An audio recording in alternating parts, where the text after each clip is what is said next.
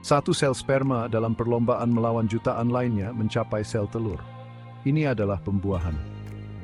Sperma dan sel telur bergabung menciptakan satu sel tunggal yang disebut zigot. Zigot kecil ini membawa semua informasi genetik yang dibutuhkan untuk menjadi individu yang unik. Ini adalah perpaduan ajaib dari kedua orang tua siap untuk memulai perjalanan yang luar biasa. Kehidupan baru ini mulai membelah dengan cepat, bergerak melalui tuba falopi menuju rahim. Sel-sel terus berkembang biak, membentuk bola sel kecil. Kumpulan sel ini yang sekarang disebut blastokista sedang mempersiapkan langkah penting implantasi. Blastokista bersarang di lapisan rahim ibu. Ini menandai awal kehamilan. Rahim, organ berotot, akan menjadi rumah bayi selama 9 bulan ke depan. Di dalam, plasenta mulai terbentuk, organ vital yang akan memberi makan dan melindungi bayi yang sedang berkembang. Tahap awal ini adalah masa kritis. Sang ibu masih belum tahu subuh dirinya hamil. Tapi di dalam rahimnya kehidupan baru sedang tumbuh, memulai transformasi itu. Trimester pertama adalah periode perkembangan yang cepat.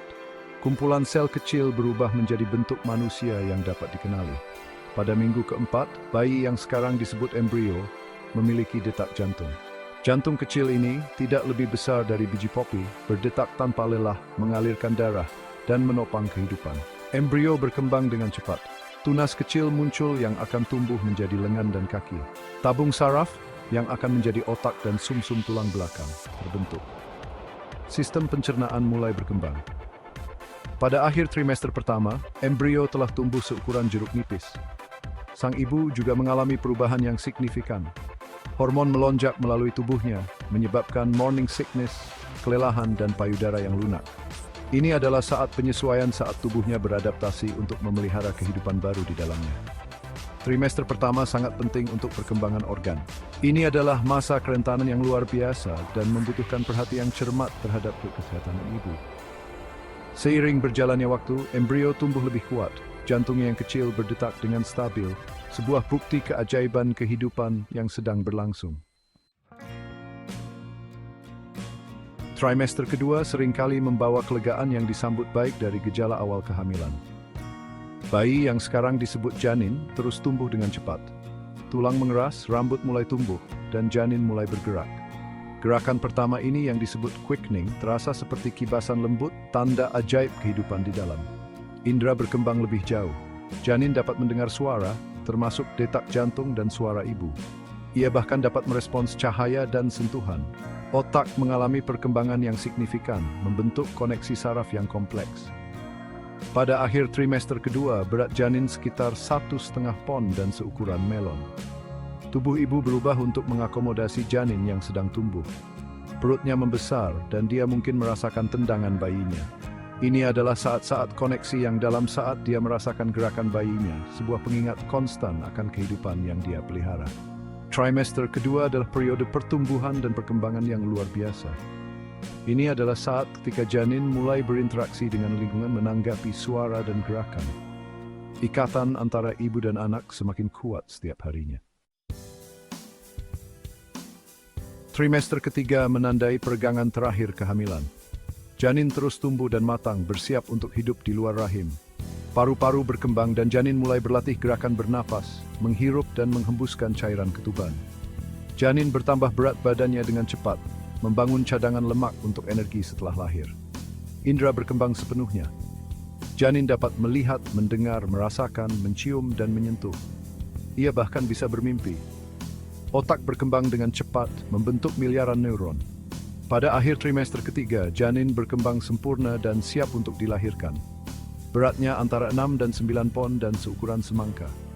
Tubuh ibu bersiap untuk persalinan. Rahimnya berlatih kontraksi yang dikenal sebagai kontraksi Braxton Hicks. Kontraksi ini membantu mempersiapkan serviks untuk persalinan. Dia mungkin mengalami sesak napas saat bayi yang sedang tumbuh menekan diafragmanya. Trimester ketiga adalah saat antisipasi dan persiapan. Ibu dan janin sama-sama bersiap untuk peristiwa penting kelahiran. Seiring berjalannya waktu, kegembiraan semakin besar tanggal del tempo semakin dekat. Bagian kelima, perjalanan keluar, persalinan. Persalinan adalah proses melahirkan, puncak dari 9 bulan persiapan. Ini dimulai dengan kontraksi teratur yang menjadi lebih kuat dan lebih dekat. Kontraksi ini membantu menipiskan dan melebarkan serviks, bukaan rahim. Persalinan bisa menjadi pengalaman yang intens, tetapi ini adalah proses alami yang membawa kehidupan baru ke dunia. Ada 3 tahap persalinan. Tahap pertama adalah yang terpanjang dan melibatkan serviks yang melebar hingga 10 cm. Tahap kedua adalah tahap mendorong, di mana ibu menggunakan otot perutnya untuk membantu mendorong bayi keluar melalui jalan lahir. Tahap ketiga adalah kelahiran plasenta. Pengalaman persalinan berbeda-beda untuk setiap wanita. Beberapa wanita mengalami persalinan yang relatif singkat, sementara yang lain lebih lama. Pilihan manajemen nyeri tersedia, termasuk obat pelindung nyeri dan teknik pereda nyeri alami. Saat kelahiran adalah pengalaman yang transformatif. Saat bayi lahir dari dunia, kecil dan kelingikan. Perjalanan buahan hingga keran telah selesai. Bukti pekerjaan kehidupan. Bagian ke-6, nafas pertama, bertransisi ke dunia.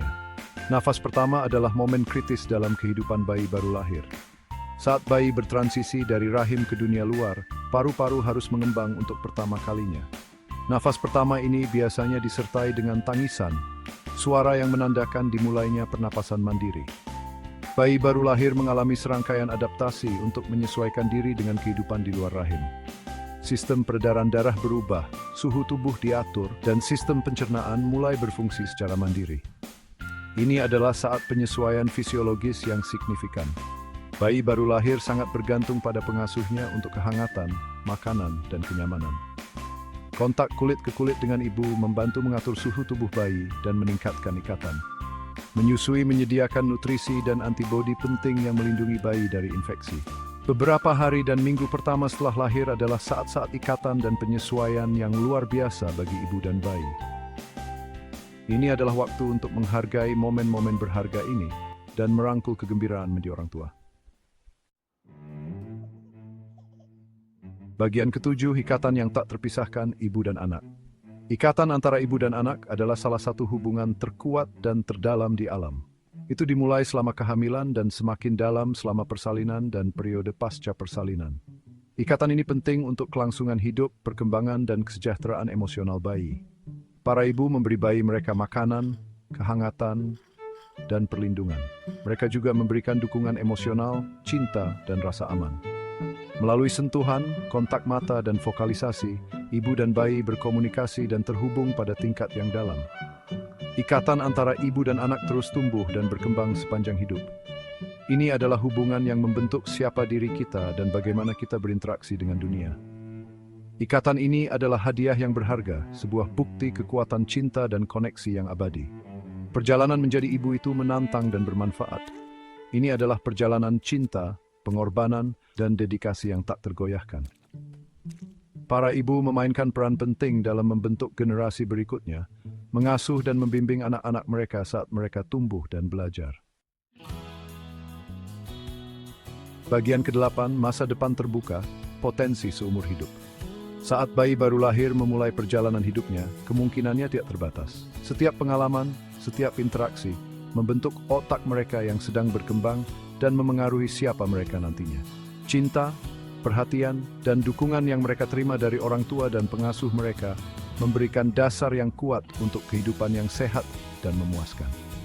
Beberapa tahun pertama kehidupan adalah masa pertumbuhan dan perkembangan yang pesat. Anak-anak belajar berjalan, berbicara, dan berinteraksi dengan dunia di sekitar mereka.